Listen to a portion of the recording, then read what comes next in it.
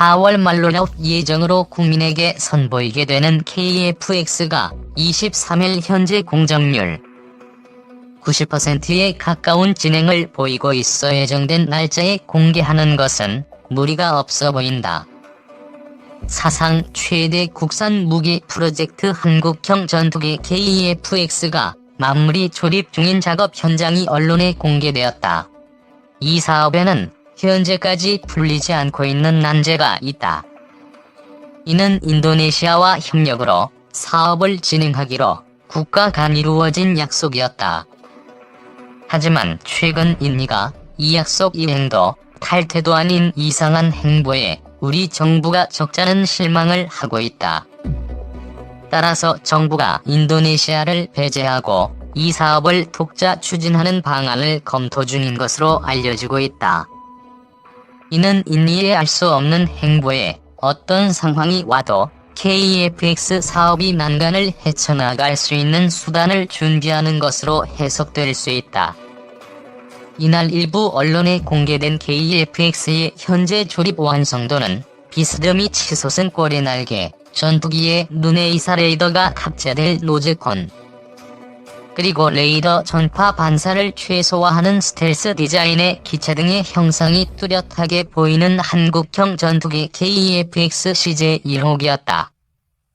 지난해 9월 조립을 시작한 이래 최초로 공개되는 현재 진행 상황으로 전체적인 형상이 세계 최고 전투기 미국의 F-22 랩터와 비슷하게 닮아있다. 공개된 시점에 조종관 장비 설치 작업이 진행 중이었다.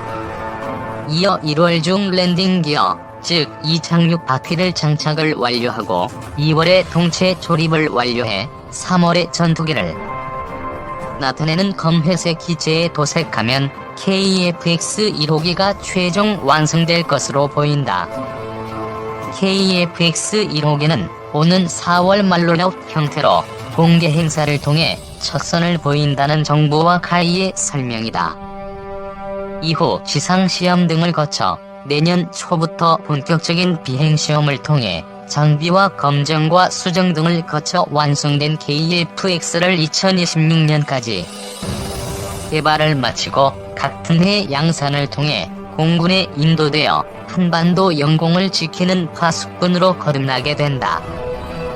이런 결과가 순조롭게 마무리되면 우리 독자 기술로 스텔스 전투기를 보유하게 되는 것과 함께 운용 과정에서 얻게 되는 정보를 통해 블라크 3으로 지속적인 발전을 하게 되고 블라크 3 진행 과정에서 완전한 스텔스 전투기로 진화된다. 이와 함께 우리 전투기가 없어 독자적인 무장을 개발할 수 없었던 장애물도 사라진다.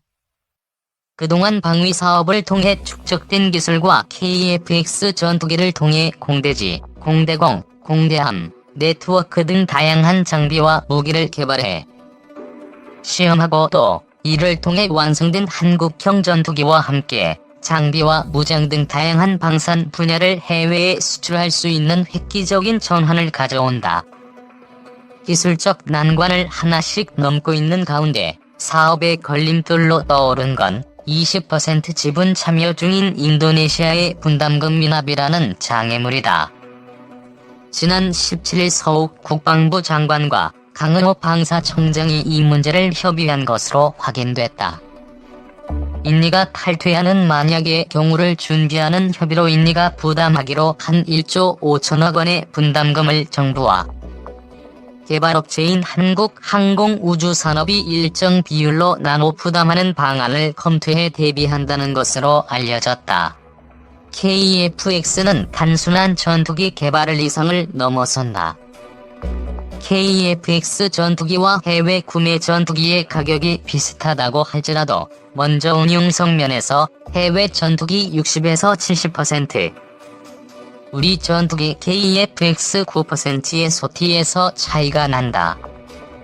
이런 상황은 해외 구매는 부품이 순조롭게 공급되어도 수입 진행 과정에서 단종이 되거나 판매국 정부의 사유 등에서 까다로운 조건으로 인해 제동이 권리가 쉽고 구하기 어렵거나 또한 업그레이드된 부품이 높은 가격으로 난간에 부딪히는 경우가 많이 발생한다.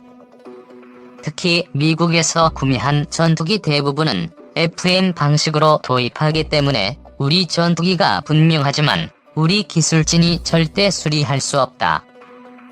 정비를 하려면 몇 개월을 대기해야 하거나 현지에 가서 수리를 받아야 한다. 이는 기술 보안이 유의다. 이 과정에서 부품 단가 가격은 부르는 게 값이 되는 상황이 허다하다 보니 전투기 정비와 수리 기간이 길어지고 그만큼 임무 공백 기간이 길어져 운용의 효율성이 떨어진다. 하지만 우리가 만든 전투기는 우리 마음대로 시간과 장소에 구애받지 않고 수리와 정비 업그레이드가 용이해 그만큼 임무에 투입하는 시간이 대폭 단축된다. 이 외에도 많은 확장성과 유무형의 다양한 이득과 장점이 있다. 인니가 터무니없는 기술 이전과 상식을 뛰어넘는 여러 가지를 요구하면서 국가 간의 약속인 분담금을 이 같은 빌미로 놓지도 끊지도 않은 상황에 우리 국민의 지지와 응원이 KFX를 성공시킬 수 있는 큰 힘이 된다. 2. 한국과 인도네시아가 함께하는 KFX 차세대 전투기 사업. 한국은 현재 5세대 전투기인 F-35와 4세대 전투기 F-15의 사이에 해당하는 4.5세대 전투기 사업을 진행하고 있습니다. 현재 세대별 기준으로는 초기 블록 1 양산형이 세미스텔스기로 분류되어 4.5세대, 개량되는 블록 2 양산기부터는 외부 노출된 무기들을 매립형으로 바꾸고 스텔스 성능이 향상된 5세대로 분류가 될 가능성이 높습니다.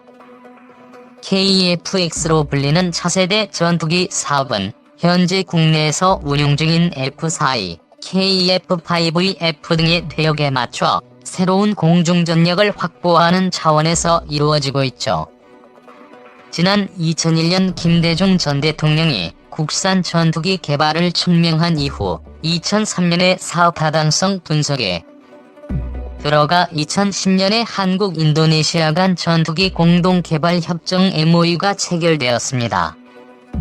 총 사업 개발비는 8조 5천억 원에 이르며 2014년에 최초로 체계 개발 예산 200억 원이 국회에서 승인되었습니다.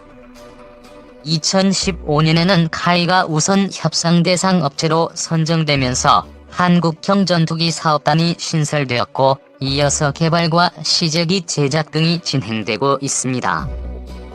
한국과 인도네시아가 함께하는 KFX 차세대 전투기 사업 한국 정부가 부담하는 개발비는 총액의 60%인 5조 1천억 원, 인도네시아 정부 및 개발업체가 20%인 1조 7천억 원, 나머지 20% 1조 7천억 원은 한국의 카이를 비롯한 개발협력 업체가 부담할 계획입니다.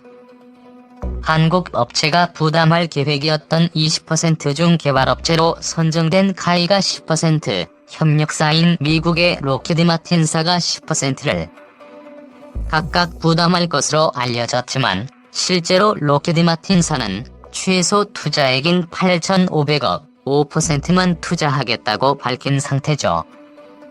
참고로 T-50 개발 때는 개발 비용의 13%에 해당하는 3천억 원을 투자했었습니다. 실제로 다양한 국적의 동맹들이 참여 의사를 밝혀 진행되었던 F-35 시리즈의 개발처럼 KFX 사업 역시 한국과 동맹을 맺은 나라들이 참여한다면 개발비 부담을 줄이고 연구 인력의 확보 등을 통해 많은 시너지 효과가 있을 것으로 기대되고 있습니다. 2019년 1월 현재의 상황은 인도네시아가 자금과 연구 인력 부분에서 한국과 협력하며 사업에 참여하고 있죠. 또한 엔진 개발 등에서 미국의 로키드 마틴사가 협력 중이지만 내부적으로는 자사의 F-35 전투기를 한국군에 도입 중에 있기 때문에 100% 우호적이라고는 할 수 없는 입장입니다. 카이와 로키드 마틴은 이미 미 공군의 고등훈련기 사업인 DX 사업에 참여하기 위해 T-50을 개발한 경험이 있습니다.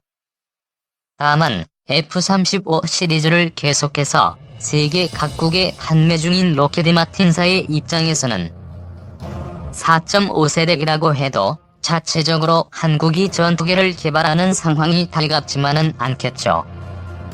이런 미국 개발사의 협력은 전반적으로 KEFX 사업을 반드시 성공시켜야 하는 한국 입장에서는 꼭 필요하다고 볼 수 있습니다. 이런 이유 때문에 공식적으로는 KEFX가 한국과 인도네시아가 주축이 되어 함께 개발 중인 한국형 기체로 알려져 있습니다.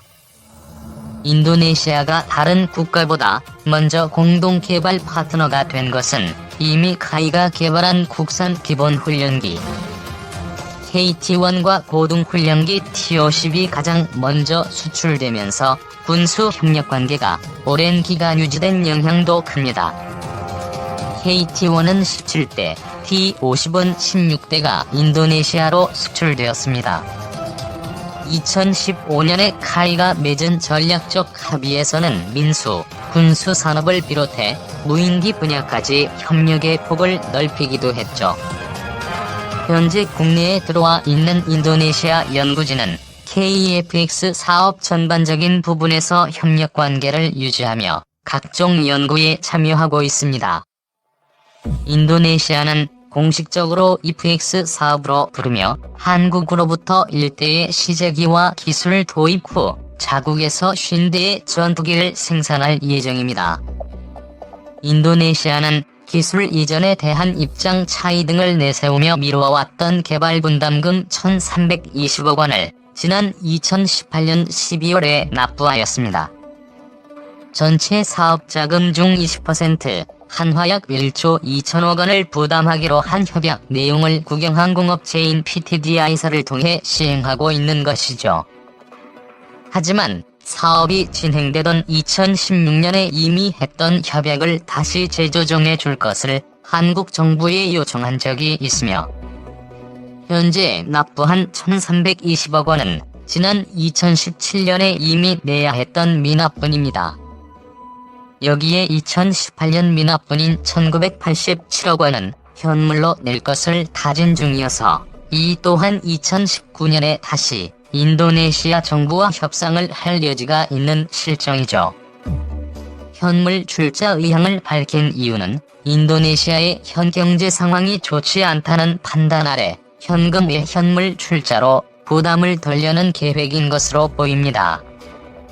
현물은 원유와 커피 등이 거론되고 있으며 이에 따라 실제 현물로 원유를 들여올 경우 현금화할 수 있는 한국 업체와 진행 여부를 논의했다는 언론 보도도 있었죠.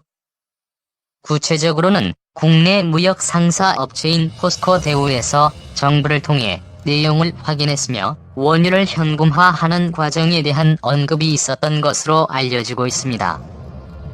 하지만 이는 정부와 정부 간의 협의에 민간 업체가 책임을 져야 할 부분이 만들어질 수 있는 것이어서 포스코 대우는 현금화 과정에 참여하지 않겠다는 의견을 피력했다고 하죠.